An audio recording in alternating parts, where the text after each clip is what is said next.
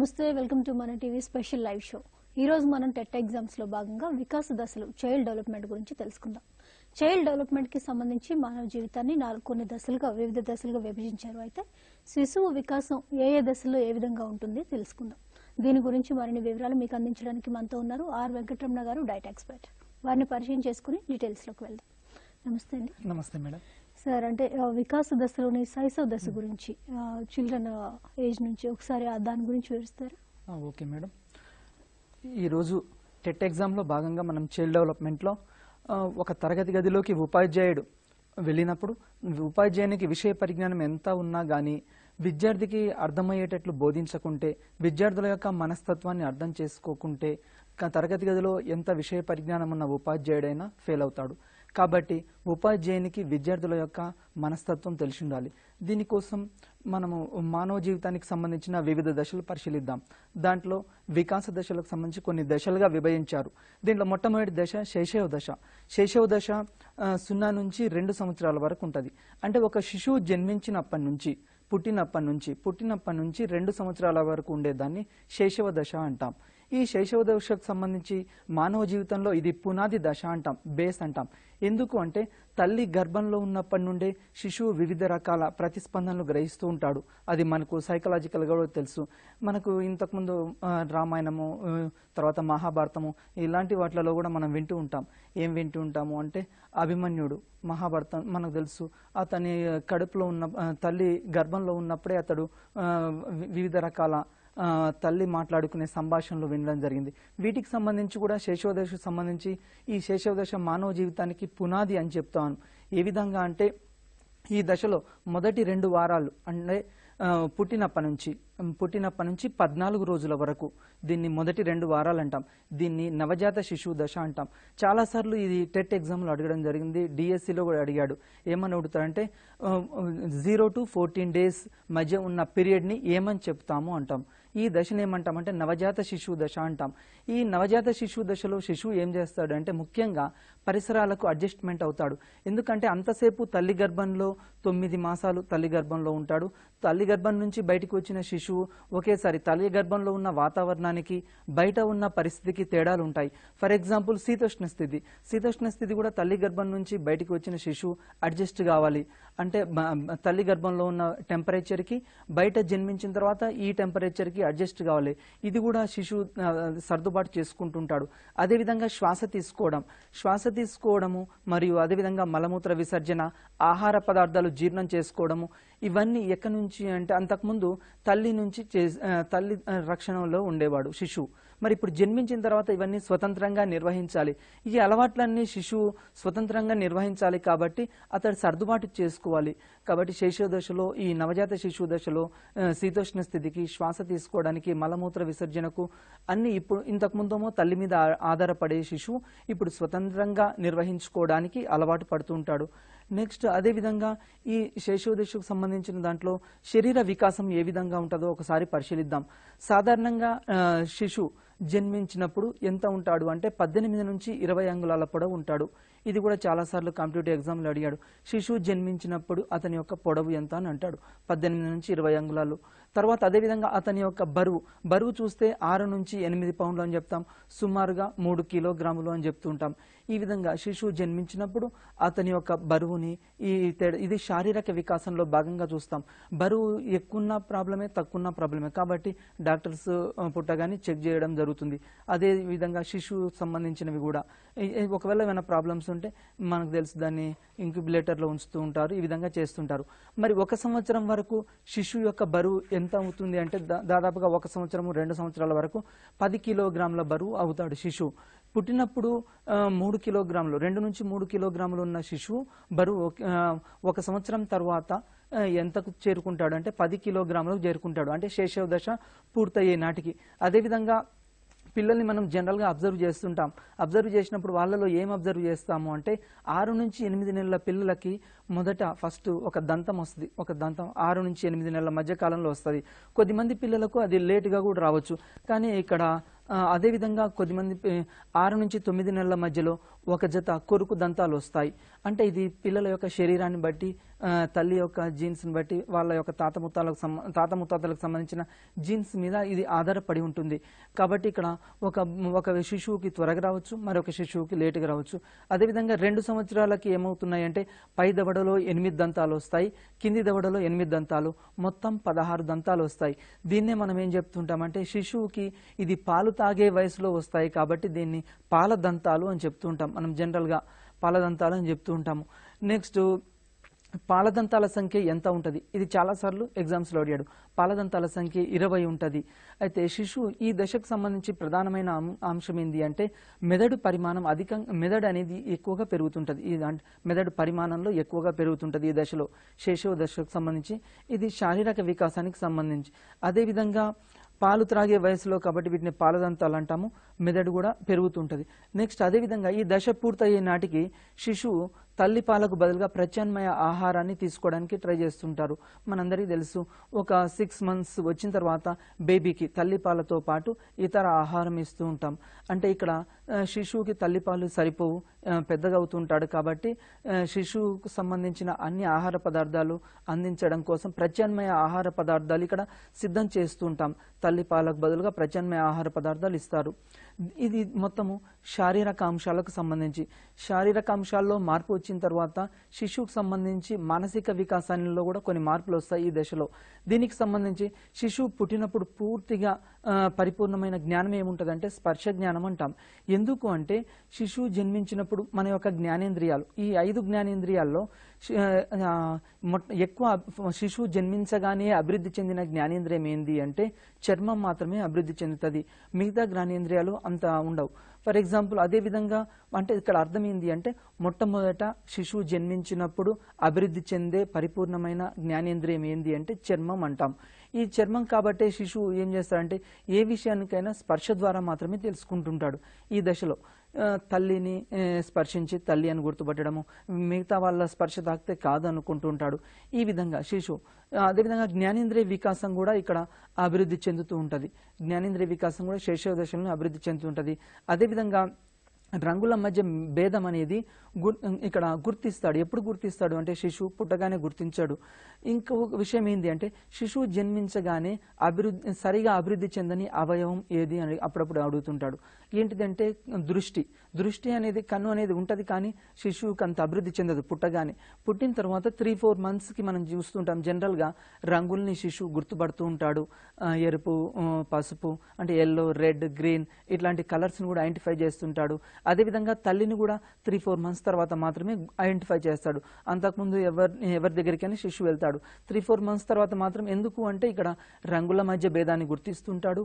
స్పర్శను బాగా ఉంటుంది కాబట్టి తల్లిని కూడా ఐడెంటిఫై చేస్తాడు ఈ శైశవ దశలో. అదేవిధంగా శిశువు పుట్టినప్పుడు పూర్తిగా అభివృద్ధి చెందేవి ఇంతకుముందు చెప్పాను చర్మం. అదేవిధంగా ఇంకొక లక్షణం ఏంది అంటే పిల్లలకి ఇక్కడ నార్సిజం అనే లక్షణం ఉంటుంది. నార్సిజం అంటే ఏంది అంటే పిల్లలు తమని తాము ప్రేమించుకుంటూ ఉంటారు. జనరల్గా ఈ దశలో పిల్లలు వేరే వాళ్ళని ఐడెంటిఫై చేయరు కాబట్టి పిల్లలు తమను తామే అదే ప్రపంచం అనుకుంటుంటారు. దీన్నే ఏం వర్డ్ అంటారు, తమను తాము ప్రేమించుకోవడాన్ని నార్సిజం అంటూ ఉంటాము. నెక్స్ట్ అదేవిధంగా ఈ దశలో సంవేదనలు, అవధానము, ప్రత్యక్షము, ఆసక్తులు అనేవి ప్రారంభమవుతాయి. సంవేదన అంటే జనరల్గా మనందరికీ తెలుసు పిల్లలు ఎట్లా సంవేదన చెందాలంటే తాకడం ద్వారా, స్పర్శ ద్వారా మాత్రమే. తల్లిని గుర్తుపట్టడమైనా మిగతా వస్తువులనైనా ఎవరినైనా సరే స్పర్శ ద్వారా. అదేవిధంగా అవధానం, ఎక్కువ ఇక్కడ అవధానం అనేది ఈ శైశవ దశలో ఎక్కువగా అభివృద్ధి చెందుతుంటుంది. అంటే తన చుట్టూ ఏం జరుగుతుంది శిశువు పరిశీలిస్తూ ఉంటాడు.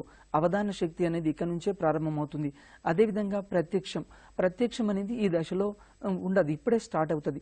ఎందుకు అంటే ఊహించే శక్తి ఈ శైశవ దశలో పిల్లలకు ఉండదు. ఫర్ ఎగ్జాంపుల్ గాలి అన్నాం. గాలి అనేది అమూర్త విషయం. ఈ అమూర్త విషయాలు పిల్లలకు అర్థం కావు. అదేవిధంగా ABCD ఇట్లాంటి లెటర్స్ అయినా, ఆలైనా, తర్వాత గుణింతాలైనా, ఇట్లాంటి ఆల్ఫాబెట్స్ ఇవన్నీ అమూర్త విషయాలు. ఈ అమూర్త విషయాలు పిల్లలకు అర్థం కావు. ఇవి ఎప్పుడు స్టార్ట్ అవుతాయి అంటే ఈ దశలో మాత్రమే, ప్రత్యక్షం అంటుంటాం. ఈ దశలో మాత్రమే, శైశవ దశలో ప్రారంభమవుతాయి. అదేవిధంగా ఈ దశలో ఇంకో ప్రధానమైంది అంటే పిల్లలు ఏదైనా ప్రశ్న అడిగితే, ఫర్ ఎగ్జాంపుల్ చందమామని తీసుకురా అని అప్పుడప్పుడు అడుగుతుంటారు పిల్లలు అన్నం తినిపించేటప్పుడు. తల్లి ఏం చేస్తుంటది, ప్రత్యామ్నాయంగా ఒక అద్దం ముందు పెట్టి చందమామను చూపిస్తుంటది. ఇక్కడ ప్రశ్నకు జవాబుని పిల్లలు శిశువులు ఐడెంటిఫై చేయరు, అంటే అర్థం చేసుకోలేరు. కానీ ఎక్కువగా ప్రశ్నించడం పైనే ఆధారపడతారు. ఈ శైశవ దశలో పిల్లలు చిలిపి ప్రశ్నలు కూడా వేస్తుంటారు, మనకు తెలుసు. ఫర్ ఎగ్జాంపుల్, వర్షం ఎలా పడుతుంటది పిల్లలు అడుగుతుంటారు. ఇంకా చందమామ కిందికి వస్తుందా, తర్వాత ఈ భూమి ఎలా ఉంది, తర్వాత చుట్టూ ఉండే పరిసరాలు మొత్తం పరిశీలిస్తుంటారు. ఎక్కువగా ప్రశ్నిస్తూ ఉంటారు పిల్లలు. చుట్టూ ఉన్న ప్రతి దాన్ని ప్రశ్నిస్తుంటారు. ఫర్ ఎగ్జాంపుల్, ఏదైనా వస్తువు ఇచ్చామనుకోండి, టీవీ ఉందనుకో, ఆ టీవీని దాన్ని గుంజి కింద పడేయాలని ఆలోచిస్తుంటారు. ఒకవేళ సెల్ ఫోన్ ఇచ్చామనుకోండి, ఆ సెల్ ఫోన్ కూడా మొత్తం ఊడబీకాలని ట్రై చేస్తుంటారు. ఈ దశలో పిల్లలు ఏం చేస్తుంటారంటే ఎక్కువగా ప్రశ్నించడానికి ఎక్కువ అవకాశం ఇస్తారు, కానీ మనం చెప్పిన వాటికి ఆన్సర్ని ఆ జవాబులు ఎలా వచ్చాయి ఏంది అనేది ఈ దశలో అంత అవగాహన శక్తి ఉండదు వాళ్ళకి. నెక్స్ట్, అదేవిధంగా ఇవి శారీరక మానసిక వికాసాలకు సంబంధించిన ఈ దశలో. ఓకే, అలాగే శైశవ దశలోని ఉద్వేగ సాంఘిక వికాసాల గురించి ఒకసారి ఎక్స్ప్లెయిన్ చేస్తారు. ఓకే మేడం, ఇక్కడ ఉద్వేగ వికాసాలు కూడా ఈ దశలో, శైశవ దశలో ఎలా ఉంటాయి అంటే, అన్ని వికాసాల్లో ముందుగా ఏర్పడే వికాసం ఏంటంటే ఉద్వేగ వికాసం మాత్రమే ఈ దశలో ముందుగా ఏర్పడుతుంది. అంటే పిల్లలకి ఇక్కడ ఉద్వేగాలు, శిశువు కల్పించే మొట్టమొదటి ఉద్వేగం అంటే శిశువులో కనిపించేది ఉత్తేజం కనిపిస్తుంటది. మనం జనరల్గా చిన్నపిల్లల్ని అబ్జర్వ్ చేసినా కానీ ఎక్కువగా ఉత్తేజవంతంగా ఉంటారు, వాళ్ళు ఎక్కువగా నవ్వుతూ ఉంటారు, ఉత్సాహంగా ఉంటారు, ఉల్లాసంగా ఉంటారు. శిశువు పుట్టిన మామూలుగా నిద్ర లేచినప్పటి నుంచి నైట్ మామూలుగా పడుకునే వరకు కూడా మనం అబ్జర్వ్ చేస్తే శిశువులు చాలా ఉత్తేజంగా ఉల్లాసంగా ఉంటారు. అంటే ఈ దశలో ఎక్కువగా వాళ్ళలో డెవలప్ అయ్యేది ఏంటంటే ఉత్తేజం మాత్రమే. అందుకే మనకు టెట్ ఎగ్జామ్లో, తర్వాత డిఎస్సిలో కూడా చాలా సార్లు అడిగారు, శిశువులో కనిపించే మొట్టమొదటి ఉద్వేగ లక్షణం ఏంటి అంటే ఉత్తేజం మాత్రమే. మొదటి 4 నెలలు సర్వసాధారణంగా ఉద్రిక్తగా కనిపిస్తుంది శిశువులో. ఎందుకు ఉద్రిక్తత కనిపిస్తుంది అంటే తల్లి గర్భం నుంచి బయటకు వచ్చిన శిశువుకి అడ్జస్ట్మెంట్ చేసుకోవడం మీద ఎక్కువ ప్రధానంగా ఆధారపడి ఉంటుంది. ఎందుకంటే అంతసేపు తల్లి గర్భంలో ఉండి బయటికి వచ్చిన తర్వాత ఈ బయటి ప్రపంచం, బాహ్య ప్రపంచం మొత్తం శిశువు అబ్జర్వ్ చేసుకోవడానికి 4 months పడుతుంది. అతడి లోపల ఈ ఉద్రిక్తత, ఆందోళన, చుట్టూ ఉండే పరిసరాల్లో అడ్జస్ట్మెంట్ చేసుకోవడానికి కొంత టైం పడుతుంది. అందుకోసమే ఇక్కడ ఉద్రిక్తతలు అనేవి శిశువులో కనిపిస్తుంటాయి. అదేవిధంగా శిశువులో కనిపించే మొట్టమొదటి ప్రతిస్పందన ఏంటంటే ఏడుపు. జనరల్గా శిశువు జన్మించగానే ఒకవేళ ఏడవలేదనుకోండి, డాక్టర్లు వెంటనే నర్సులైనా కొడుతూ ఉంటారు పిల్లల్ని. ఎందుకంటే ఒకవేళ ఏడవకుంటే ఆ శిశువుకి ఏదో జబ్బు ఉన్నట్టు ఇక్కడ ఐడెంటిఫై చేస్తాం. అందుకోసమే శిశువు జన్మించగానే పిల్లల్ని ఏడుస్తారు. ఏడుస్తే అందరు హ్యాపీగా ఉంటారు శిశువు జన్మించగానే. అంటే ఇక్కడ మొట్టమొదటిది ఏంది అంటే ప్రతిస్పందన శిశువు ఇచ్చేది ఏడుపు మాత్రమే. అదేవిధంగా శిశువుకు తనకు కావలసిన అవసరాలని కూడా ఈ దశలో దేని ద్వారా తీర్చుకుంటూ ఉంటాడంటే ఏడుపు ద్వారా మాత్రమే తీర్చుకుంటాడు. తనకు అన్నం కావాలన్నా, ఆకలి వేసినా కానీ, లేకుంటే ఏదైనా మామూలుగా అసహనం కల్పించినా కానీ, అతనికి ఏదైనా ఆహ్లాదకరంగా లేకున్నా కానీ, కరెంటు పోయినా కానీ, ఇట్లాంటి మొత్తం అతను ఏమన్నా తన భాష లేదు కాబట్టి అతడు తెలియజేస్తే మొట్టమొదటిది ఏంటంటే ప్రతిస్పందన ఏడుపు. ఏడుపు, శిశువు ఏడుస్తున్నాడు అంటే తల్లి వెంటనే అర్థం చేసుకుంటుంది శిశువుకి ఏదైనా కావాలని.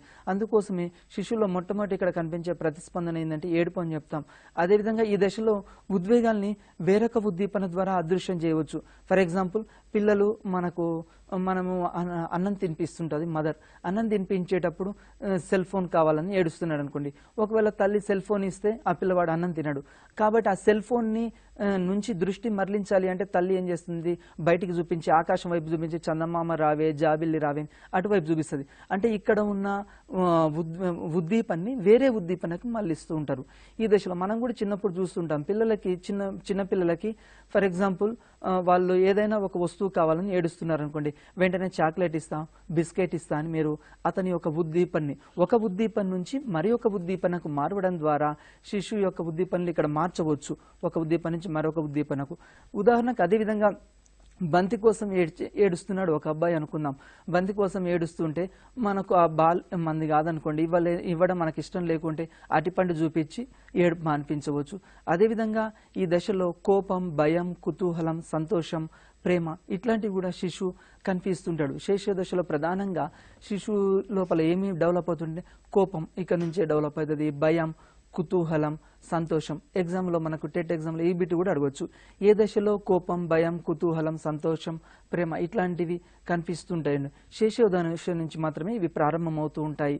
మనందరూ తెలుసు. ఒకవేళ శిశువు ఏదైనా వస్తువు అతనికి నల్లటి వస్తువులు చూపించినా కానీ తల్లి అప్పుడప్పుడు అన్నం తినమంటే తినడు అనుకోండి, తినకుంటే వెంటనే ఏం చేస్తాడు, అక్కడ నుంచి నల్ల కాకి వస్తుంది, బూచోడు వస్తుంది అని చెప్తూ ఉంటారు. తల్లి ఈ విధంగా చెప్తూ ఉంటుంది.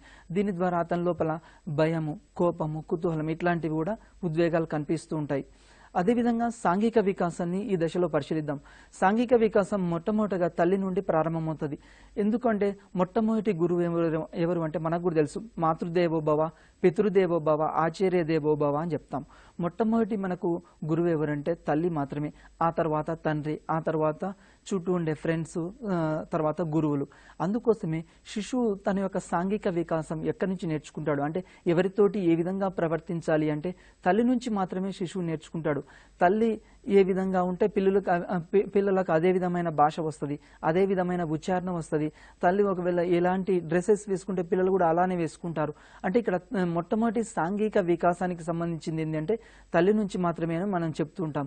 అదేవిధంగా 7 నుంచి 8 నెలల్లో శిశువుల అనుకరణ ఉంటుంది. ఎక్కువగా శిశువులు ఏం చేస్తుంటారంటే ఇమిటేట్ చేస్తుంటారు. ఫర్ ఎగ్జాంపుల్ అన్నలనైనా, అక్కలనైనా, చెల్లెలనైనా, తల్లినైనా, తండ్రినైనా ఈ విధంగా వాళ్ళు ఏ విధంగా చేస్తే ఈ విధంగానే చేస్తుంటారు. ఫర్ ఎగ్జాంపుల్ అందుకోసమే చిన్నప్పుడు తల్లి కూడా వివిధ రకాల పదాలు పలికిస్తూ ఉంటుంది. ఫస్టే అమ్మ అనిపించదు, తల్లి ఏమనిపిస్తుంది మనందరికీ తెలుసు, సరళ పదాలు అనిపిస్తుంటుంది. అత్త అనో లేకుంటే ఇక్కడ సరళ పదాలు, ఈ నాన్న ఇలాంటి పదాలు పలికిస్తూ ఉంటారు. శిశువు ఎక్కువగా ఇక్కడ అనుకరణ స్టార్ట్ అవుతుంది ఈ దశలో. తల్లి ఏ విధంగా చేస్తే పిల్లలు ఆ విధంగా చేస్తుంటారు. ఫర్ ఎగ్జాంపుల్ పిల్లల్ని మనం చూస్తూ ఉంటాం కూడా, అమ్మ నాన్న ఆట ఆడుతుంటారు, చుట్టూ బొమ్మలు పెట్టుకుని అమ్మలాగా నాన్నలాగా ఈ విధంగా ఇమిటేట్ చేస్తారు. ఏదైనా టీవీలో ఒక సీరియల్ వచ్చినా, సినిమా వచ్చినా వాటిని కూడా శిశువు ఇక్కడ అనుకరిస్తూ ఉంటాడు. అనుకరణ ఈ దశలోనే ప్రారంభమవుతుంది. అదేవిధంగా పిల్లల్లో 3 రకాల క్రీడలు ఆడతారు ఈ దశలో. వాటిని ఫస్ట్ మొట్టమొదటి క్రీడ ఏంటంటే ఏకాంత క్రీడ అని చెప్తాము.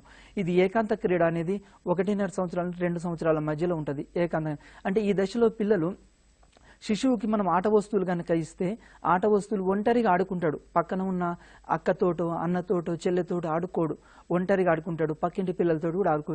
ఎందుకంటే అందుకోసం దీన్ని ఏకాంత క్రీడ అని చెప్తున్నాం. ఈ శైశవ దశలో ఉన్న ఈ పిల్లలు ఏం చేస్తుంటారంటే ఎక్కువగా మనం టాయ్స్ బొమ్మలు కొని ఇస్తుంటే ఆ బొమ్మలు ఒకతనే ఆడుకుంటాడు, ఇంకా వేరే వాళ్ళతోటి ఆడుకోడు. నెక్స్ట్ ఎవరైనా ఆట వస్తువులు ఇస్తే, ఫర్ ఎగ్జాంపుల్ ఇతని ఆట వస్తువు ఎవరైనా పట్టుకున్నారనుకోండి, ఏడుస్తూ ఉంటాడు. తల్లి కాకుండా, కుటుంబ సభ్యులు కాకుండా వేరే వాళ్ళు గనక ఈ పిల్లల ఆట వస్తువులు ఎవరైనా తీసుకుంటే వెంటనే ఏడుస్తూ ఉంటారు. అందుకోసమే ఇక్కడ పిల్లలు ఎక్కువగా అనుకరిస్తూ ఉంటారు. తన వస్తువులు తన అనే ప్రారంభమవుతుంది ఈ దశలో, శైశవ దశలో. నేను, నా కుటుంబము ఇక్కడ నుంచే ప్రారంభమవుతుంది. తన ఇక్కడ ఈ విధంగా సెల్ఫ్. నెక్స్ట్ అదేవిధంగా ఇంకొక క్రీడ ఏంటి అంటే పిల్లలు ఆడుకునేది, ఇది 2 సంవత్సరాల నుంచి 3 సంవత్సరాల మధ్య సమాంతర క్రీడ అని చెప్తుంటాం. ఎగ్జామ్లో కూడా అడుగుతాడు సమాంతర క్రీడ ఏ సంవత్సరాల మధ్య పిల్లలు ఆడుతూ ఉంటారు అని. 2 నుంచి 3 సంవత్సరాలు. శిశువు ఎదుటి వారిని చూసి వాళ్ళు ఏ విధంగా ఆడుతారో చూసి ఆ విధంగానే ఆడుతుంటాడు. ఫర్ ఎగ్జాంపుల్ ఇంటి బయట క్రికెట్ ఆడుతున్నారు అనుకోండి, అది చూస్తాడు. బాల్ తోటి వాళ్ళు బాల్ తోటి ఆడుతుంటే ఇక్కడ ఏం చేస్తాడు, ఆ బాల్ బ్యాట్ వాళ్ళతోటి ఆడాడు ఆట మైదానంలో. ఇతనే ఇక్కడ బాల్ బ్యాట్ తీసుకొని ప్రాక్టీస్ చేస్తూ ఉంటాడు, అనుకరిస్తూ ఉంటాడు. ఇది సమాంతర క్రీడ. మైదానంలో ఏ ఆట ఆడుతున్నారో ఈ ఇంట్లో ఆ విధమైన ఆటలు ఆడడం జరుగుతుంటుంది. ఇక్కడ కూడా ఆట వస్తువుల్ని ఎదుటి వారికి ఇవ్వరు, తన ఆట వస్తువులు తానే ఉంచుకుంటాడు, వేరే వాళ్ళకి ఇవ్వడు. ఈ దశలో ఆట వస్తువులు ఇచ్చి పుచ్చుకోవాలి, ఫ్రెండ్స్కి ఇవ్వాలి అనే ఆలోచన మాత్రం ఈ దశలో ఉండదు. నెక్స్ట్ అదేవిధంగా 3వది సాంఘిక సహకార క్రీడ అని చెప్తాం. ఇది 3 నుంచి 4 సంవత్సరాల మధ్య ఉంటుంది. ఇక్కడ పిల్లలు ఏం చేస్తుంటారు అంటే జట్లుగా ఏర్పడి ఆడుకుంటారు. ఫర్ ఎగ్జాంపుల్ పిల్లలు ఇంటి చుట్టుపక్కల ఉన్న పిల్లలతోటి క్రికెట్ ఆడడము, లేకుంటే కబడ్డీ ఆడడము, లేకుంటే ఆ పిల్లలతోటి మిగతా ఆటలు ఆడడము, ఈ విధంగా చేస్తారు. సహకార క్రీడ, సాంఘిక క్రీడ. తర్వాత పిల్లలు ఇచ్చిపుచ్చుకోవడము ఈ దశ నుంచి మాత్రమే ప్రారంభమవుతుంది. ఫర్ ఎగ్జాంపుల్ వీళ్ళ దగ్గర ఉన్న వస్తువులు ఎదుటి వారికి ఇవ్వడము, వాళ్ళ దగ్గర ఉన్నవి ఇతను తీసుకోవడము. ఇక్కడ కోఆపరేషన్ అనేది ప్రారంభమవుతుంది. ఈ దశలో సాంఘిక పరిపక్వత, సహకార భావం కూడా అభివృద్ధి చెందుతుంది. అంటే వస్తువులు ఏవైనా ఉంటే ఎదుటి వాళ్ళకు కొంత ఇవ్వాలి అనే ప్రారంభమవుతుంది. ఫర్ ఎగ్జాంపుల్ నాన్న అరటి పండ్లు తెచ్చాడు అనుకోండి, పిల్లలు పంచుకోవడం. ఇది ఎక్కడ ప్రారంభమవుతుంది, ఈ దశలో మాత్రం ప్రారంభం. అంటే ఇక్కడ సాంఘిక పరిపక్వత, సహకార భావము ఇట్లాంటివన్నీ క్రీడల ద్వారా పిల్లలను ఎక్కువగా అభివృద్ధి చేయవచ్చు. అందుకోసమే ఈరోజు మనం ఏం చేయాలంటే క్రీడలకు కూడా చాలా ఇంపార్టెన్స్ ఇవ్వాలి. ఎందుకంటే ఆటల్లో గెలుపు ఓటములు సహజం. ఆటల్లో ఇండియా గెలిచినా పాకిస్తాన్ గెలిచినా ఇక్కడ దీనితోటి ఏమవుతుంది, మనకు ఇక్కడ ఆవేశాలు కాదు, ఆటల్లో గెలుపోవటంలో సహజమని పిల్లలు నేర్చుకోవాలి. జీవితంలో కూడా గెలుపోవటంలో వస్తాయి కాబట్టి సాంఘిక పరిపక్వత, సహకార భావం ఇట్లాంటివన్నీ ఈ దశలో పిల్లలు నేర్చుకుంటూ ఉంటారు. నెక్స్ట్ అదేవిధంగా ఈ దశకు సంబంధించి నైతిక వికాసం చూద్దాం. ఈ దశలో శిశువుకి ఏ విధమైన నైతిక విలువలు కానీ అంతరాత్మ కానీ ఉండదు. ఇక్కడ నైతిక వికాసం అభివృద్ధి చెందదు శైశవ దశలో. ఎందుకు అభివృద్ధి చెందదు అంటే ఇంకా అతని మైండ్ మెంటల్గా ఇంకా మెచ్యూరిటీ కాదు. మరి ఈ దశలో పిల్లలు ఎట్లా ఉంటారు అంటే తమకి ఏదైతే ఇష్టమవుతుందో దాన్ని నైతికం అంటారు. ఫర్ ఎగ్జాంపుల్ వాళ్ళకి ఆనందాన్ని ఇచ్చేవన్నీ అదే అదే అదే నైతికంగా భావిస్తుంటాడు. ఒకవేళ తనకు దుఃఖాన్ని ఇచ్చిందనుకోండి అది అనైతికం అనుకుంటాడు. నైతికము అనైతికం అనేది ఈ స్టేజ్లో ఎట్లా ఉంటుందంటే తనకు ఆనందాన్ని ఇచ్చే వాటినేమో నైతికమని ఈ విధంగా ప్రారంభమవుతుంది. అదేవిధంగా తనకు ఏదైతే ఆనందం ఇస్తుందో అది రైటు, ఏదైతే ఆనందం ఇవ్వదో అది తప్పు. ఫర్ ఎగ్జాంపుల్ టీవీ చూస్తున్నాడు అనుకోండి, సీరియల్స్ అతనికి ఆనందాన్ని ఇవ్వలేదు అనుకోండి అది తప్పట. ఒకవేళ కార్టూన్ ఫిల్మ్స్ చూస్తున్నాడు అనుకోండి అతనికి ఇష్టం అనుకోండి అది రైట్. ఈ విధంగా ఈ శైశవ దశలో పిల్లలకి ఏదైతే ఇష్టమవుతుందో వాటిని రైట్గా భావిస్తారు, ఒప్పుగా భావిస్తారు. అది తప్పైనా కానీ ఒప్పుగా భావిస్తూ ఉంటారు. నెక్స్ట్ అదేవిధంగా భాషా వికాసం. ఈ శైశవ దశలో భాషా వికాసం ఎట్లా ఉంటుందంటే శిశువులో మొదట ప్రాక్ భాషా రూపాలు అనేవి కనిపిస్తవి. చిన్నప్పుడు ఈ శైశవ దశ పిల్లలు ముద్దు పలుకులు మాట్లాడుతుంటారు, చిన్న చిన్న మాటలు మాట్లాడుతుంటారు. ఈ మాటల్ని చూసి మనం నవ్వుతూ ఉంటాం కూడా, మనకు నవ్వు తెప్పిస్తుంటాయి ఈ మాటలు. ఈ ముద్దు మాటలు అనేవి ఈ దశలోనే ప్రారంభమవుతాయి. 2 సంవత్సరాల నాటికి భాష పట్ల అవగాహన వస్తుంది. 2 years వచ్చే వరకు బేబీకి ఏమవుతుందంటే భాష పట్ల కొంత అవగాహన, అంటే ఏ విధంగా మాట్లాడుతున్నారు. అందుకోసమే తల్లి ఏం చేస్తుంటుందంటే ఎక్కువగా పదాలు తప్పుపోతున్నా కానీ యత్నదోష పద్ధతిలో తల్లి నేర్పిస్తుంటుంది. మనందరికీ తెలుసు తారండైక్ సిద్ధాంతము యత్నదోష పద్ధతి ఉంది. ఈ యత్నదోష పద్ధతి ప్రకారము తప్పులు చేసి చేసి చివరికి నిజమే రైట్ ఏదో కనుక్కుంటాడు. తల్లి కూడా ఫర్ ఎగ్జాంపుల్ అమ్మ అన్నమంటే శిశువు అనడు, అది చాలాసార్లు అంటూ ఉంటాడు. అదేవిధంగా నడక కూడా, నడిచేటప్పుడు కూడా చాలాసార్లు కింద పడతాడు శిశువు. పడ్డా కానీ మళ్ళీ లేస్తూ ఉంటాడు, మళ్ళీ నడవడానికి ప్రయత్నం చేస్తుంటాడు. ఇక్కడ పదాలు కూడా శిశువు ఏం చేస్తుంటే మళ్ళీ యత్నదోష పద్ధతి ద్వారా ఇక్కడ ప్రారంభమవుతుంది. అదేవిధంగా 3 సంవత్సరాల నాటికి పిల్లలు ఏం చేస్తారంటే 6 నుండి 8 పదాలతో కూడిన మాటలు మాట్లాడుతూ ఉంటారు. ఫర్ ఎగ్జాంపుల్ 6 అక్షరాలు ఉండే పదాలు, 8 అక్షరాలు ఉండే పదాలు ఈ దశలో మాట్లాడడానికి ప్రయత్నం చేస్తారు. ఎట్లా ప్రయత్నం చేస్తారంటే తల్లి నుండి నేర్చుకుంటారు, ఆ తర్వాత కుటుంబ సభ్యుల నుండి నేర్చుకుంటారు. ఇక్కడ ప్రధానంగా ఇంట్లో భాష అనేది ముఖ్యం. తల్లిదండ్రులు తాము ఉపయోగించే భాష ఎలా ఉండాలి అంటే చాలా స్పష్టంగా, క్లియర్గా, తర్వాత చాలా మంచిగా ఉండాలి. ఇంట్లో కుటుంబంలో ఏ విధమైన లాంగ్వేజ్ బాగా ఉంటుందో కుటుంబంలోనే పిల్లలకి లాంగ్వేజ్ డెవలప్ అవుతుంది. అందుకోసమే తల్లిదండ్రులు ఇక్కడ ప్రత్యేకమైన శ్రద్ధ తీసుకోవాలి. ఇంట్లో ఉపయోగించే భాష మీద శ్రద్ధ వహించాలి. పిల్లలే కదా అని మనం ఇష్టం వచ్చినట్లు మాట్లాడకూడదు. ఇది డెవలప్ అవుతుంది. పిల్లలు మన చూసి అనుకరిస్తుంటారు. శిశువులో మాట్లాడడం అనే ప్రక్రియ 3 కృత్యాలతో కూడుకుంటుంది. అవి ఏంటంటే ఇక్కడ 3 యాక్టివిటీస్ ద్వారా పిల్లలకి మాట్లాడడం అనేది వస్తుంది. అది ఏంటంటే ఉచ్చారణ. దీనిలో పెద్దల్ని చూసి యత్నదోష పద్ధతి ద్వారా మాటలను అనుకరిస్తూ ఉంటారు. అంటే తల్లి ఏ విధంగా మాట్లాడుతుంది చూస్తాడు, అదే విధంగా మాట్లాడతాడు. నాన్న ఏ విధంగా అన్న ఏ విధంగా, తమ్ముడు, కుటుంబ సభ్యుల ద్వారా యత్నదోష పద్ధతిలో. ఒకవేళ తప్పు మాట్లాడినా కానీ ఆ స్టేజ్లో మనం ఏం చేస్తాం, ఎంకరేజ్ చేస్తాం. ఫర్ ఎగ్జాంపుల్ ఈరోజు చాలామంది డిగ్రీ చేసి పీజీ చేసి కూడా ఇంగ్లీష్ రావట్లేదు అని భయపడుతుంటారు. ఇన్ఫీరియారిటీ కాంప్లెక్స్ ఉంటుంది. ఇది కాదు, మనం మాట్లాడుతూ ఉంటేనే వస్తుంది. ఫర్ ఎగ్జాంపుల్ మాట్లాడకుండా ఉన్నాం అనుకోండి, మనకు హిందీ రాదు, ఇంగ్లీష్ రాదు, ఉర్దూ రాదు, కొద్దిమందికి ఏం లాంగ్వేజెస్ రావు, కానీ చుట్టూ ఉండే దాంట్లో నేర్చుకుంటాం. అంటే ఇక్కడ మనకు మొట్టమొదటి ఏంటంటే పిల్లలకు కూడా ఏమవుతుంది, తప్పులు చేసి మాత్రమే ఇక్కడ సరిదిద్దుకుంటూ ఉంటారు. కాబట్టి యత్నదోష పద్ధతి ద్వారా మాటలు ఉచ్చారణ ద్వారా తల్లి అందుకే చాలాసార్లు పలికిస్తుంటుంది పదాలని. అమ్మ అని అనమంటే పిల్లలకు అనరాదు, నాన్న అంటే ఈజీగా అంటాడు. కాబట్టి ఈ విధంగా యత్నదోష పద్ధతి ద్వారా. అదేవిధంగా పదజాల నిర్మాణం కూడా శిశువు మొట్టమొదట ఎలాంటి వాటిని నేర్చుకుంటాడు అంటే నామవాచకాలని నేర్చుకుంటాడు. అందుకోసమే పిల్లలకి మొట్టమొదటి తల్లి ఏం నేర్పిస్తుంది, కుటుంబ సభ్యులు రాజు, రాణి, అక్క. ఇక్కడ ఏమవుతుందంటే తల్లి మొత్తం నామవాచకాలని మాత్రమే నేర్పిస్తుంటుంది. కుటుంబ సభ్యులు కూడా నామవాచకాలు, తమ పేర్లు నేర్చుకోవడము, తర్వాత తమ ఫ్రెండ్స్ పేర్లు నేర్పించడము, ఈ విధంగా చేస్తారు. దీని తర్వాత క్రియాపదాలు నేర్చుకుంటూ ఉంటారు. నెక్స్ట్ అదేవిధంగా వాక్యాలతో మాట్లాడడం. 12 నుండి 18 నెలల మధ్యలో ఏమవుతుందంటే 3-4 మాటలతో కూడిన వాక్యాలు మాట్లాడగలుగుతారు. ఫర్ ఎగ్జాంపుల్ శిశువుకి ఇక్కడ 12 మంత్స్ నుంచి 18 మంత్స్ మధ్యలో పిల్లలు 3 అక్షరాల పదాలు, 4 అక్షరాల పదాలు, అదేవిధంగా వాక్యాలు అంటే ఈ అక్షరాలతోటి కూడిన వాక్యాల్ని ఫర్ ఎగ్జాంపుల్ అమల పలక తెచ్చింది, ఈ విధంగా పలకడం, ఈ విధంగా చేస్తూ ఉంటారు. 3 అక్షరాల పదాలు, 4 అక్షరాల పదాలతోటి కూడిన వాక్యాల్ని శిశువు ఇక్కడ నేర్చుకోవడానికి ప్రయత్నిస్తుంటాడు. ఓకే. సో బాల్య దశలోని పూర్వ బాల్య దశ గురించి కూడా ఒకసారి వివరిస్తారా? Okay madam. ఇక్కడ బాల్య దశను ముఖ్యంగా మనం 2 రకాలుగా విభజిస్తాం. మొట్టమొదటిది ఏంటంటే పూర్వ బాల్య దశ, రెండవది ఉత్తర బాల్య దశ. మొట్టమొదట పూర్వ బాల్య దశ గురించి ఒకసారి పరిశీలిద్దాం. పూర్వ బాల్య దశ అనేది 2 నుంచి 5 లేదా 6 సంవత్సరాల మధ్య ఉంటుంది ఈ దశ. మరి ఈ దశలో శిశువు ఏం చేస్తాడంటే తన శారీరక అవసరాల కోసం అంతకుముందు ఎవరి మీద ఆధారపడేవాడు అంటే తల్లి మీద ఆధారపడేవాడు. 2 ఇయర్స్ బిలో మొత్తము అన్నం తినిపించడానికైనా, బట్టలు వేసుకోవడానికైనా, తర్వాత బ్రష్ చేయడానికైనా, స్నానం చేయడానికైనా మొత్తం శిశువు తల్లి మీద ఆధారపడతాడు. మరి 2 to 5 ఇయర్స్ మధ్యలో ఇక్కడ ఏం చేస్తాడంటే ఫర్ ఎగ్జాంపుల్ తల్లి స్నానం చేస్తుంది అనుకోండి, పిల్లలు ఒప్పుకోరు, నేనే స్నానం చేస్తా, ఆ బకెట్ దగ్గరికి వెళ్ళి వాటర్ పోసుకోవడము. తర్వాత మదర్ బ్రష్ చేస్తుంటే బ్రష్ చేయనియడు అబ్బాయి. ఎందుకు? తన పనులు తానే చేసుకోవడానికి ప్రయత్నిస్తుంటాడు. తల్లి కూడా ఇక్కడ అవకాశం కల్పించాలి, మదర్ కూడా. ఆ పిల్లలకి ఎంత కల్పిస్తే అవకాశాలు, పిల్లల్ని తమ పనులు తామే చేసుకుని వాళ్ళు. చాలా మంది తల్లిదండ్రులు ఏం చేస్తారంటే పిల్లల్ని ఈ రోజుల్లో ప్రేమగా చూసుకోవాలని అతి ప్రేమతోటి ఏ పని చేయనియరు. ఏ పని చేయకుంటే వాళ్ళు లావ్ అవుతారు. ఈరోజు స్థూలకాయలు చాలా మంది అవుతున్నారు పిల్లలు. దానికి కారణం ఏంది అంటే పిల్లలు తమ పనులు తాము చేసుకోవడానికి ఇక్కడ చేయాలి. తమ పనులు తాము చేసుకుంటే ఏమవుద్దంటే చలన కౌశలాలు డెవలప్ అవుతాయి.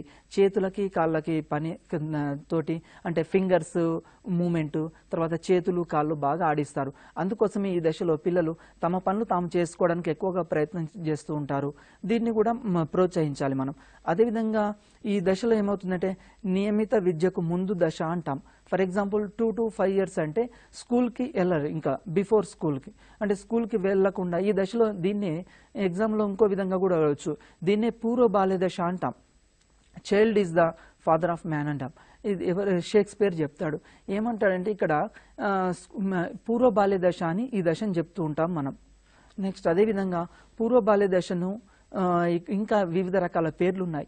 ఏం పేర్లు అంటే ఎగ్జామ్లో మనకు టెట్ ఎగ్జామ్లో తర్వాత డిఎస్సిలో కూడా అడుగుతుంటారు. పూర్వ బాల్య దశ గల మరి ఒక పేరేంది అని అప్పుడప్పుడు ఎగ్జామ్లో అడుగుతుంటాడు. ఫర్ ఎగ్జాంపుల్ పూర్వ బాల్య దశకు అన్వేషణ దశ అంటాం ఈ దశని. ఎందుకు అన్వేషణ దశ అంటాము అంటే పిల్లలు మనం ఏది చెప్పినా కానీ ఈ దశలో నమ్మరు, వాళ్ళే స్వతహాగా. ఫర్ ఎగ్జాంపుల్ అక్కడ ఒక క్యాండిల్ ఉంది, క్యాండిల్ వెలుగుతుంది, అది ముట్టుకోకు నానా కాలుతుంది అని మనం చెప్పామనుకోండి, ఆ బేబీ ఏం చేస్తాడు, ఖచ్చితంగా పోయి ఆ క్యాండిల్ ముట్టుకుంటాడు, తాకి చూస్తాడు. తాకి చూసిన తర్వాత కాలుతుంది, చేయగలిగిన తర్వాత నెక్స్ట్ టైం మనం చెప్పకున్నా కానీ అర్థమవుతుంది. అంటే ఇక్కడ అన్వేషించడానికి ప్రయత్నం చేస్తుంటాడు. అదేవిధంగా ఇంట్లో రిమోట్ ఇట్లాంటివి ఉన్నాయనుకోండి, అది తీయొద్దు అని చెప్తే, సెల్ ఫోన్ తీయొద్దు అని చెప్తే కంపల్సరీగా మనం ఆఫీస్కి వెళ్ళి వచ్చేలోపు ఆ సెల్ ఫోన్ ఊడబీకడము, తర్వాత అన్ని ఎక్కడికక్కడికి పార్ట్స్ తీసి చూస్తుంటాడు. అన్వేషణ దశ అంటాం. ఈ దశలో పిల్లలు మనం వద్దన్నా కానీ ఆ పిల్లలు అన్వేషిస్తూ ఉంటారు. అందుకోసమే దీన్ని అన్వేషణ దశ అంటాం. ఇంకా ఈ దశను ఏమంటాము అంటే వాగుడుకాయ దశ కూడా అని చెప్తుంటాం. మనం ఒక మాట చెప్తే పిల్లలు 10 మాటలు మాట్లాడుతూ ఉంటారు. అందుకోసమే దీన్ని వాగుడుకాయ దశ అంటాం. మరి ఈ విధంగా మాట్లాడడం అనేది మంచిది, ఎందుకంటే పిల్లల్లో భాషా వికాసం అనేది డెవలప్ అవుతుంది. పిల్లలు ఎంత ఎక్కువగా మాట్లాడితే భాష అంత బాగా వస్తుంది. అందుకోసమే ఏ పిల్లలైతే బాల్య దశలో ఎక్కువగా మాట్లాడతారో వాళ్ళు పెద్దగైన తర్వాత ఒక మంచి వక్తలు అవుతారు. అదేవిధంగా రాజకీయ నాయకులు ఇట్లాంటి మంచి మేధావులు కావడానికి కూడా అవకాశం ఉంది. అందుకోసమే ఈ దశలో వాగుడుకాయ దశ అంటాం. ఎందుకంటే ప్రతి ఒక్క మాటని అనుకరిస్తూ ఉంటాడు. అదేవిధంగా ఆత్మభావన వయస్సు దశ అని చెప్తూ ఉంటాము. నెక్స్ట్ అదేవిధంగా ప్రశ్నించే వయస్సు దశ అంటాం. ఈ పూర్వ బాల్య దశని ప్రశ్నించే వయస్సు అంటాం. ఎందుకంటే మనము టీవీలో ఇప్పుడు బొమ్మ వస్తుంది అనుకోండి, అది ఎట్లా వస్తుంది, టీవీలోకి మనిషి ఎట్లా వెళ్ళాడు, పిల్లలు క్వశ్చన్స్ అడుగుతారు. మమ్మీ మరి నువ్వు టీవీలోకి వెళ్ళావు, ఎట్లా పట్టావు, నువ్వు ఇంత పెద్దగా ఉన్నావు కదా, అదంతా చిన్నగా ఉందిగా. ఈ విధంగా అంటే ఈ దశలో ఎట్లా ఉంటాయంటే ప్రశ్నించే వయస్సు దశ ఈ దశ. నెక్స్ట్ అదేవిధంగా ప్రమాద వయస్సు దశ. ఈ దశను ఇంకొక ఏంటంటే ప్రమాద వయస్సు. పిల్లలు వాళ్ళకు తెలియదు కాబట్టి చాలామంది ఏం చేస్తుంటారు అంటే తెలియకుండా పోయి ఇంట్లో ఉన్న సంపుల్లో పడిపోవడము, తర్వాత ఇంటి పక్కన ఏమైనా బోర్ బావులు ఉంటే పడిపోవడం మనం సంఘటనలు చూస్తూ ఉంటాం. ఇది ప్రమాద వయస్సుతోటి కూడుకున్న దశ. ఎందుకంటే పిల్లలకి అందుబాటులో ఏవి ఉంచకూడదు, ఆ దశలో దశలో కొద్దిగా మనం కేర్ తీసుకోవాలి. అదేవిధంగా పూర్వ మూటా దశ అని చెప్తుంటాం. దీన్ని మూటా దశకు ముందు దశ అని కూడా చెప్తుంటాం. నెక్స్ట్ అదేవిధంగా విజ్ఞాన తృష్ణ గల దశ, తర్వాత శాశ్వత దంతాలు ఏర్పడే దశ అని అంటుంటాం. అంటే పూర్వ బాల్య దశకి ఇవన్నీ మారిపోయి ఈ విధంగా ఎగ్జామ్లో అడగడానికి అవకాశం ఉంది. నెక్స్ట్ అదేవిధంగా ఈ దశలో సగటున సంవత్సరానికి 3 అంగుళాల పొడవు పెరుగుతాడు శిశువు. అదేవిధంగా 2 కిలోగ్రాముల బరువు పెరుగుతాడు. ఈ దశ చివరి నాటికి 4 పాలదంతాలు వస్తాయి. పిల్లలకి మనం పనులు చూస్తుంటాం దంతాలు కూడా. మనం ఇంతకుముందు 6 నుంచి 8 నెలల మధ్యలో ఒక దంతము వస్తుందని చెప్పాము. ఇప్పుడు ఏమవుతుంది, 4 పాలదంతాలు ఈ దశ వచ్చేస్తుంటాయి. నెక్స్ట్ అదేవిధంగా పిల్లలకు సంబంధించిన ఈ దశలో పాలదంతాలు ఈ దశ చివరి నాటికి, ఈ దశ స్టార్టింగ్లోమో పాలదంతాలు వస్తాయి. ఈ దశ ఎండయ్యే వరకు ఏమవుతుందంటే పాలదంతాలు ఊడిపోతుంటాయి ఈ పాలదంతాలు. అదేవిధంగా ఈ దశలో స్థూల, మధ్యమ, లంబ అని ఇక్కడ విభజిస్తాం శరీర నిర్మాణాలు బట్టి. కొద్దిమంది పిల్లలు లావుగా ఉంటారు, కొద్దిమంది పిల్లలు సన్నగా ఉంటారు, కొద్దిమంది పిల్లలు మధ్యస్థంగా ఉంటారు. ఈ విభజించడానికి అవకాశం ఉంటుంది. అదే మనకు శైశవ దశలో అనుకోండి విభజించడానికి అవకాశం ఉంటుంది. ఈ బాల్య దశలో శిశువుల్ని విభజించడానికి వాళ్ళ యొక్క శరీర నిర్మాణం అనేది ఇక్కడ కొంచెం డెవలప్ అవుతుంది కాబట్టి మనం గుర్తుపట్టవచ్చు వెంటనే. నెక్స్ట్ అదేవిధంగా శరీరం ఎటువైపైనా పిల్లలకు వంగుతుంది కాబట్టి పిల్లలు చలన నైపుణ్యాలు నేర్చుకోవడానికి అవకాశం ఉంటుంది. పిల్లలు చూడండి, ఈ దశలో పిల్లలు మామూలుగా ఎటు అంటే అటు వంగుతూ ఉంటారు. కాబట్టి మనం ఎక్కువగా పిల్లల్ని ఆటలు ఆడుకోవడానికి ప్రయత్నం చేయాలి.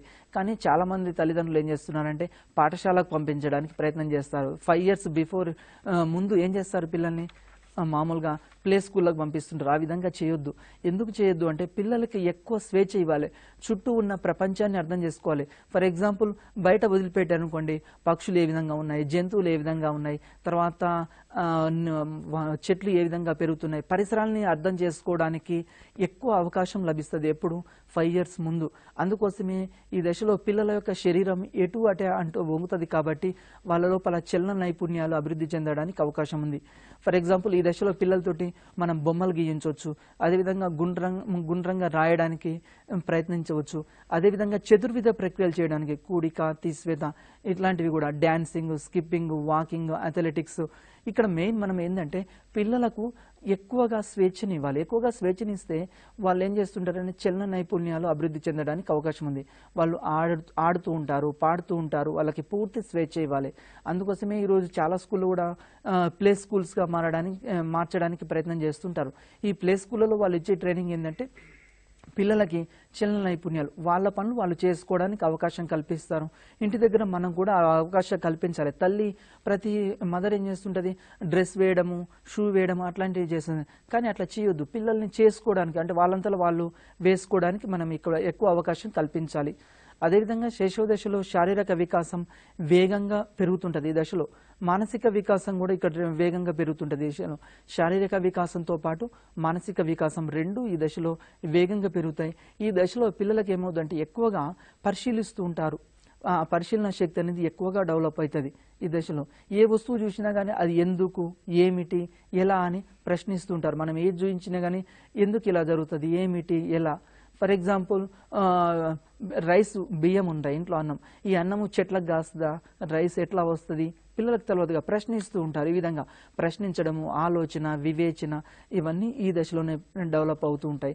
నెక్స్ట్ ఈ దశలో సమస్యని పరిష్కరించుకోగలరు కానీ ఆ సమస్య ఎట్లా పరిష్కరించబడ్డది ఆ విధానం మాత్రం వివరించలేరు. ఫర్ ఎగ్జాంపుల్ ఏదైనా ఒక సమస్య ఉందనుకోండి, పిల్లలు పరిష్కరించుకుంటారు కానీ ఏ విధంగా పరిష్కరించుకున్నారు. ఫర్ ఎగ్జాంపుల్ మనము 2+3 అని చెప్పాం, 5 అంటారు. లేకుంటే పిల్లలకి 2 వస్తువులు 3 వస్తువులు ఇచ్చాము, మొత్తం నీ దగ్గర ఎన్ని చాక్లెట్లు ఉన్నాయి అన్నాడు అనుకోండి, 2, 3 ఇచ్చి 5 అని చెప్తారు. కానీ ఏ విధంగా జరిగింది ఇక్కడ ప్రాసెస్ తెలియదు. ఈ స్టేజ్లో పిల్లలకి ఆ ప్రాసెస్ని వివరించలేరు. తర్వాత ఈ దశలోని పిల్లలు జనరల్గా ఏం కోరుకుంటారంటే కథలు కోరుకుంటుంటారు. అందుకే చిన్నప్పుడు తాతయ్యలు, అమ్మమ్మలు ఇంట్లో ఉండాలని చెప్తారు. నైట్ నిద్రపోయేటప్పుడు వాళ్ళు ఏం చేస్తుంటారు, కథలు చెప్తుంటారు. పిల్లలకు కూడా నైట్ కాగానే తాతయ్య దగ్గరికి, అమ్మమ్మ దగ్గరికి వెళ్ళి కథలు వినడానికి ఎక్కువగా ఇష్టపడుతుంటారు. ఈ దశలో పిల్లలు కథలు, అదేవిధంగా ఇంట్లో కూడా కార్టూన్ ఫిలిమ్స్ చూడడానికి పిల్లలు ఎక్కువగా ఆసక్తి చూపిస్తారు. ఫర్ ఎగ్జాంపుల్ పెద్దవాళ్ళు సినిమాలు, సీరియల్స్ చూస్తుంటే ఈ పిల్లలు రిమోట్ కోసం ఫైటింగ్, దేనికోసం ఇక్కడ కార్టూన్ ఫిలిమ్స్.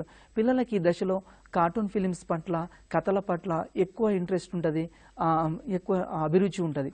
అదేవిధంగా శిశువు తాను ఆడుకునే బొమ్మల్ని ముక్కలు ముక్కలుగా చేసి పరిశీలిస్తుంటాడు. మనం ఇంతకుముందే చెప్పాం, పరిశీలన శక్తి ఎక్కువగా ఉంటుంది అంటాం. పరిశీలన శక్తి ఎక్కువగా ఉంది కాబట్టి ఏదైనా బొమ్మ ఇచ్చామనుకోండి, ఫర్ ఎగ్జాంపుల్ కోడి బొమ్మ టాయ్ ఇచ్చాం, పిల్లలు ఏం చేస్తారు, దాన్ని మొత్తం ముక్కలు ముక్కలు చేసి చూస్తారు.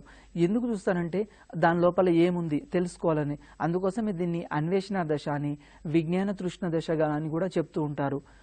ఎగ్జామ్లో, టెట్ ఎగ్జామ్లో మరి క్వశ్చన్ ఎట్లా అడుగుతాడు అంటే ఏ దశని అన్వేషణ దశ లేకుంటే విజ్ఞాన తృష్ణ గల దశ అని అంటూ ఉంటారు. ఈ విధంగా నెక్స్ట్ అదేవిధంగా పరిసరాలని అవగాహన చేసుకోవడానికి ప్రశ్నలు వేస్తూ ఉంటాడు. పరిసరాలు, ఫర్ ఎగ్జాంపుల్ వర్షం ఏ విధంగా పడుతుంది, ఉరుములు ఏ విధంగా వస్తున్నాయి, చుట్టూ ఉండే పరిసరాలు, ఆవు పాలు ఎలా ఇస్తుంది, ఇట్లాంటి ఆవు ఎలా గడ్డి తింటుంది, ఇలాంటివి మొత్తం ఈ దశలో ఏమవుతుంటాయంటే ప్రశ్నించడము. అదేవిధంగా ఈ దశలో ఎక్కువగా వాగుతూ ఉంటారు పిల్లలు, మాట్లాడడానికి అవకాశం ఇస్తుంటాం మనం, పిల్లలు కూడా ఎక్కువగా మాట్లాడుతూ ఉంటారు. నెక్స్ట్ అదేవిధంగా ఉద్వేగ వికాసం. ఉద్వేగ వికాసం ఎట్లా ఉంటుందంటే వయోజనుల కంటే శిశువులు ఎక్కువ సార్లు తక్కువ ఉద్వేగాలు ప్రకటిస్తారు. ఇక్కడ ఉద్వేగాలు ఎక్కువ ఉంటాయి పిల్లలకి, అంటే కోపము, భయము, తర్వాత ఇట్లాంటివి సంతోషము, ఆనందము ఇలాంటివి ఉంటాయి.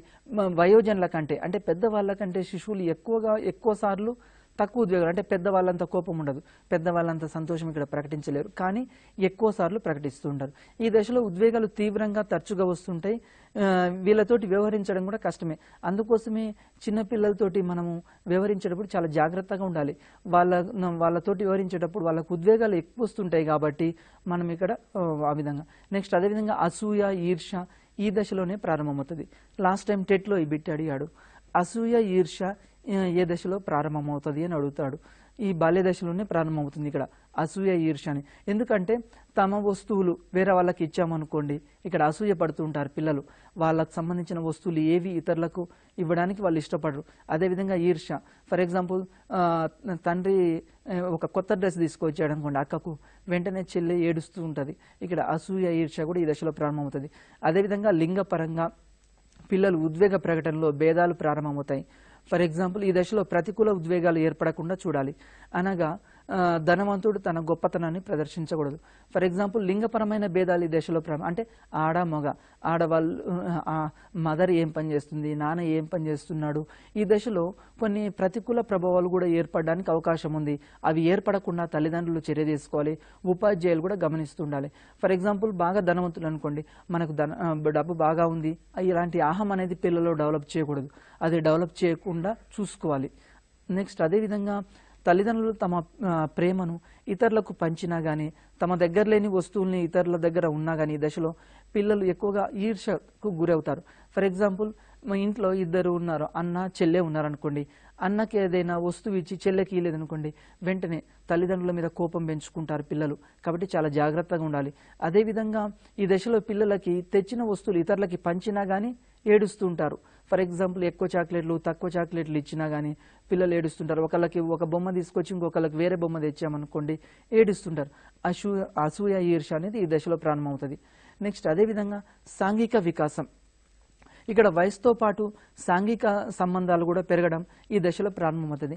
ఎట్లా ప్రారంభమవుతుంది అంటే మనం ఇంతకుముందే చెప్పాం, ఏకాంతర క్రీడ, సహకార క్రీడ అని చెప్పాం. ఇక్కడ ఏకాంతర క్రీడలో ప్రారంభం కాదు కానీ సహకార క్రీడలో పిల్లలు పాల్గొంటుంటారు. అంటే చుట్టూ ఉండే ఇంటి పక్కన పిల్లలతోటి ఆడుకోవడము, లేకుంటే ఇంట్లో పిల్లలతోటి ఆడుకోవడం, ఈ విధంగా చేయడం ద్వారా పిల్లలు ఏమవుతుంది అంటే సాంఘిక సంబంధాలు డెవలప్ అవుతాయి. తమ ఆట వస్తువులు ఎదుటి వాళ్ళకి ఇవ్వాలి అని, ఎదుటి వాళ్ళ వస్తువులు తాము తీసుకోవచ్చు అని, ఇట్లా రిలేషన్స్ అనేవి బాగుంటాయి. సమాంతర క్రీడల ద్వారా పిల్లలు స్నేహితులతో మొదటి సాంఘిక కృత్యాన్ని ఏర్పరుస్తారు. అంటే ఇక్కడ మొట్టమొదట పిల్లలు సమాంతర క్రీడలు ఆడతారని చెప్పాము. అంటే డైరెక్ట్గా ఆటలు ఆడరు, ఎదుటి వాళ్ళు ఏ విధంగా ఆడుతున్నారో అది చూసి ఆడుతుంటారు. నెక్స్ట్ అదేవిధంగా పిల్లలు ఇతర పిల్లలతో కలిసి ఆడడం కంటే వారి పక్కనే స్వతంత్రంగా ఆడుతుంటారు. దీన్నే సమాంతర క్రీడ అంటాం. ఎగ్జామ్లో అడిగాడు ఇది. సమాంతర క్రీడ అంటే ఏంటంటే పిల్లలు పోయి ఎదుటి వాళ్ళతోటి ఆడరు. ఫర్ ఎగ్జాంపుల్ క్రికెట్ ఆడుతున్నారు బయట గ్రౌండ్లో, ఈ పిల్లలు పోయి గ్రౌండ్లో క్రికెట్ ఆడారు, కానీ ఇంట్లో వాళ్ళని చూసి ఇక్కడ క్రికెట్ ఆడడం ఈ విధంగా చేస్తుంటారు. దీన్ని సమాంతర క్రీడ అని చెప్తాం. ఈ దశలో ప్రారంభమవుతుంది. ఈ దశలో సాంఘిక వికాసానికి ఇక్కడే పునాది పడుతుంది. ఈ దశలోనే ఈ దశలో అంటే పిల్లలు ఏం చేస్తుంటే వస్తువుల్ని పాడు చేయడము, అదేవిధంగా ఇసుకలు ఉన్నాయనుకో, ఇంటి పక్కన ఎవరైనా ఇల్లు కడుతున్నారు, ఇసుక ఉండేది, దాంట్లో పోయి పిచ్చుక గోలు చేయడము, బొమ్మరిల్లు కట్టడము, తర్వాత పిల్లలు రకరకాల ఆట వస్తువులు అమ్మా నాన్నలాగా యాక్ట్ చేయడము, వస్తువులు ఈ దశలో ఎక్కువగా ప్రారంభమవుతుంది. దీని ద్వారా పిల్లలు ఏమవుతుందంటే సాంఘిక సంబంధాలు అనేవి డెవలప్ అవుతాయి. అది కూడా ఇక్కడే ప్రారంభమవుతుంది. నెక్స్ట్ ఈ దశలో ఒక పని తప్ప ఒప్ప అనేది ఎట్లా నేర్చుకుంటాడంటే దాని ఫలితం ఆధారంగా గుర్తిస్తాడు పిల్లలు. ఏ పని తప్పు, ఏ పని ఒప్పు. ఫర్ ఎగ్జాంపుల్ మనం ఏదైనా పిల్లలు ఏదైనా ఒక పని చేశారనుకోండి, మనం శభాషను మెచ్చుకున్నాం అనుకోండి, ఆహా అంటే పిల్లలు ఈ పని చేయొచ్చు, ఇది రైట్ అనుకుంటారు. ఒకవేళ మదర్ ఏమైనా తిట్టింది అనుకోండి, ఏదైనా పని చేస్తే తిట్టింది, అది తప్పు అని. ఈ విధంగా అంటే పిల్లలు ఫలితాన్ని ఆలోచిస్తారు, అంతేగాని ఇది సరి అయిన పని రైటా రాంగ్ అని ఆలోచించరు. దేని మీద ప్రధానంగా ఆలోచిస్తారు అంటే ఫలితం మీద ఆధారపడి ఉంటుంది. నెక్స్ట్ అదేవిధంగా ప్రజ్ఞా సామర్థ్యం పూర్తిగా అభివృద్ధి చెందకపోవడం వల్ల నైతిక వికాసం ఈ దశలో కొంచెం తక్కువగా ఉంటుంది. నైతిక వికాసం అనేది ఈ దశలో అంత డెవలప్ కాదు. ఎందుకు అంటే మెంటల్గా ఇంకా పూర్తిగా డెవలప్ కాదు. మెచ్యూరిటీ పిల్లల ఏజ్ బట్టి మెచ్యూరిటీ పెరుగుతుంటుంది. ప్రజ్ఞా సామర్థ్యం అనేది ఇంకా పూర్తిగా డెవలప్ కాదు కాబట్టి నైతిక విలువలు తెలియదు. ఏది మంచి, ఏది చెడు, ఏ విధంగా ఉండాలి ఈ దశలో అనేది ఇంకా నేర్చుకుంటూ ఉంటాడు. ప్రారంభంలోనే మాత్రమే ఉంటుంది. నెక్స్ట్ ఈ దశ ప్రారంభంలో అవిధేయత ఎక్కువగా ఉంటుంది, కానీ చివరి నాటికి ఏమైందంటే విధేయత ఏర్పడుతుంది పిల్లల్లో. ఏ విధంగా అంటే మొట్టమొదట ఏది తప్పు ఏది ఒప్పు తెలుసుకోలేడు, కానీ ఈ దశ చివరి నాటికి ఏది తప్పు ఏది ఒప్పు తెలుసుకుంటూ ఉంటాడు. నెక్స్ట్ అదేవిధంగా భాషా వికాసం మనం ఒకసారి పరిశీలిద్దాం.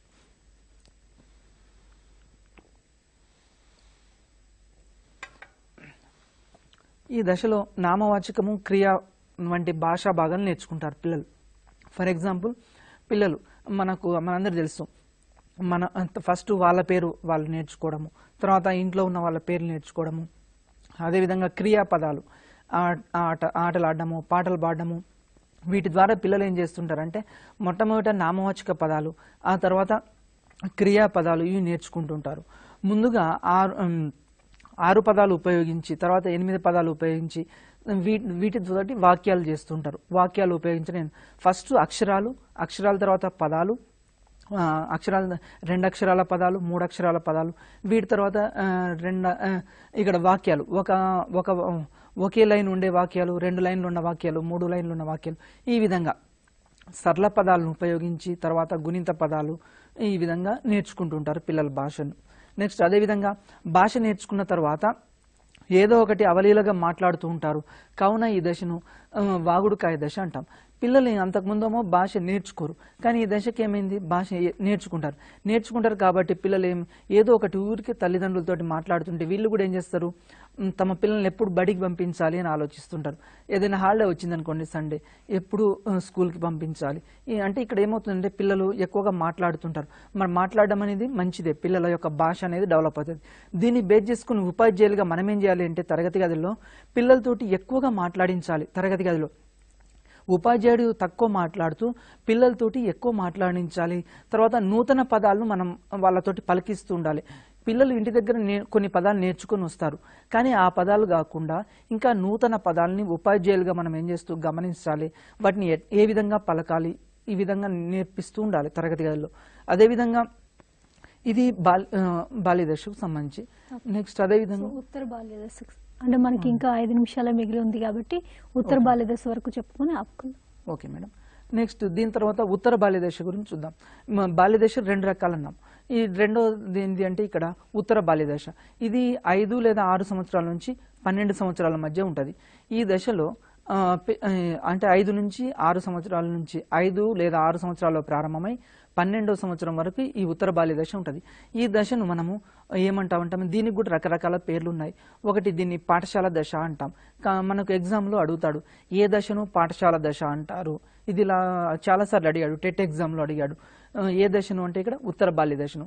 ఉత్తర బాల్య దశకు మరొక పేరు ఏంటంటే పాఠశాల దశ.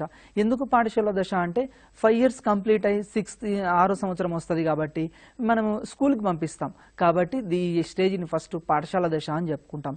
పిల్లలు ఇంకోటి దీన్ని బడాయి చెప్పుకునే దశ కూడా అంటాం. ఎందుకంటే పిల్లలు ఎక్కువగా గొప్పలు చెప్పుకుంటారు ఈ దశలో. మనం చూస్తుంటాం, మా నాన్న చాలా నాకు ఇన్ని వస్తువులు తెచ్చాడు, ఆ వస్తువులు తెచ్చాడు, ఈ రోజు మొన్న నాకు అవి కొనిచ్చాడు, ఇవి కొనిచ్చాడు. ఇక్కడ వాళ్ళ ఫ్రెండ్స్ తోటి స్కూల్కి వెళ్ళిన తర్వాత చెప్తూ ఉంటాడు, మా డాడీ ఇది తెచ్చాడు, మా మమ్మీ ఇది ఇచ్చింది. ఈ స్కూల్కి వెళ్ళిన తర్వాత బడాయిలు చెప్పుకుంటుంటారు, గొప్పలు చెప్పుకుంటుంటారు. అందుకోసమే ఈ దశను బడాయి దశ అని కూడా ఉంటాం.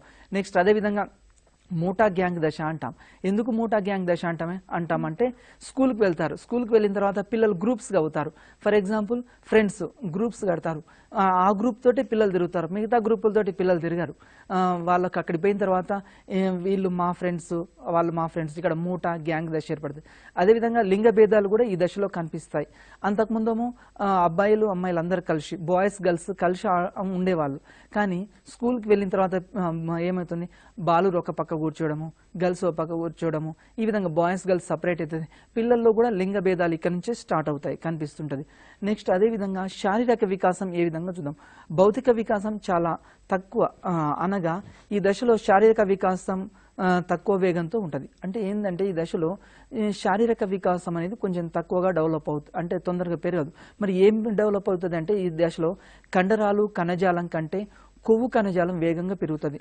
అంటే శరీరానికి సంబంధించి కొవ్వు కణజాలం. అదేవిధంగా మగపిల్లల కంటే ఆడపిల్లలు ముందుగా యవ్వన దశలోకి ప్రవేశిస్తారు. మనం చూస్తుంటాం అప్పుడప్పుడు. అందుకోసమే మగపిల్లల కంటే ఆడపిల్లలే ఫాస్ట్గా ఉంటారు అని చెప్తుంటాం. ఎందుకు అంటే పిల్లలు యవ్వన దశలోకి ఎవరు ప్రవేశిస్తారంటే సేమ్ ఏజ్ ఉంటుంది అమ్మాయికి అబ్బాయికి, కానీ మొట్టమొదట చేరుకునేది ఎవరంటే ఇక్కడ గర్ల్స్ మాత్రమే యవ్వన దశలోకి మొట్టమొదట చేరుకుంటుంటారు. ఈ దశలో శిశువు పూర్తిగా వయోజనులాగా మారడానికి అవకాశం కనిపిస్తుంటుంది.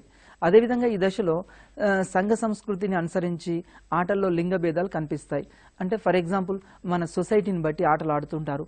అంటే బాయ్స్ ఏ గేమ్స్ ఆడడము, తర్వాత గర్ల్స్ ఏ గేమ్స్ ఆడాలి, ఈ విధంగా. ఇంట్లో కూడా పనులు, ఫర్ ఎగ్జాంపుల్ మదర్ ఏం పనులు చేస్తే గర్ల్ కూడా అదే పని చేస్తుంటుంది, డాడీ ఏ పనులు చేస్తే ఆ ఇంట్లో ఉన్న అబ్బాయి కూడా ఆ విధంగా. అంటే మన యొక్క సంఘం యొక్క సంస్కృతి సాంప్రదాయాలకు అనుగుణంగా నడుచుకుంటూ ఉంటారు. ఆటల్లో కూడా మగపిల్లలు ఆడే ఆటలు వేరే ఉంటాయి, ఆడపిల్లలు ఆడే ఆటలు వేరే ఉంటాయి. మనం చూస్తుంటాం స్కిప్పింగ్ ఇట్లాంటివి. తర్వాత ఇట్లాంటివన్నీ కొన్ని ఆడపిల్లలు మాత్రమే సపరేట్గా ఆడుతుంటారు, మగపిల్లలు కొన్ని ఆటలు ఆడతారు. సంఘానికి సంబంధించిన కట్టుబాట్లు, విలువలు, వీటి ఆధారంగా ఈ దశలో ఆటలు ఆడుతుంటారు. అదేవిధంగా అమ్మాయిల్లో సూక్ష్మ కండరాలు ఉంటాయి. వాళ్ళ యొక్క శరీర తత్వం ఎట్లా ఉంటుంది అంటే సూక్ష్మంగా ఉంటుంది. అబ్బాయిలేమో స్థూలకాయలుగా ఉంటారు. వాళ్ళు కష్టమైన పనులు చేయడానికి ముందుకు వస్తారు. ఫర్ ఎగ్జాంపుల్ ఏమైనా భౌతికానికి సంబంధించిన పదాలు ఉంటే వాటిని చేయడానికి, అంటే ఈ దశలో ఏమవుతుందంటే అమ్మాయిలకేమో కొద్దిగా తేలికైన పనులు చేయడానికి అలవాటు పడతారు, అబ్బాయిలు మాత్రము కొద్దిగా హార్డ్ పనులు చేయడానికి అవకాశం ఉంది. ఈ దశలో 4 రకాల నైపుణ్యాల అభివృద్ధి కనబరుస్తారు. Okay sir. సో చిల్డ్రన్ డెవలప్మెంట్కి సంబంధించి అసలు బాల్యంలో ఎన్ని రకాల దశలు ఉంటాయి, అవి ఏ విధంగా మార్పులు చెందుతూ ఉంటాయి అనే దాని గురించి చాలా చక్కగా ఎక్స్ప్లెయిన్ చేశారు. మనకి ఇంకా చాలా టాపిక్స్ కూడా మిగిలిపోయి ఉన్నాయి. నెక్స్ట్ ఎపిసోడ్లో మనం అవి కంటిన్యూ చేద్దాం. Thank you so much sir. Okay, నమస్తే మేడం. ఇది మన TV special live show. Keep watching.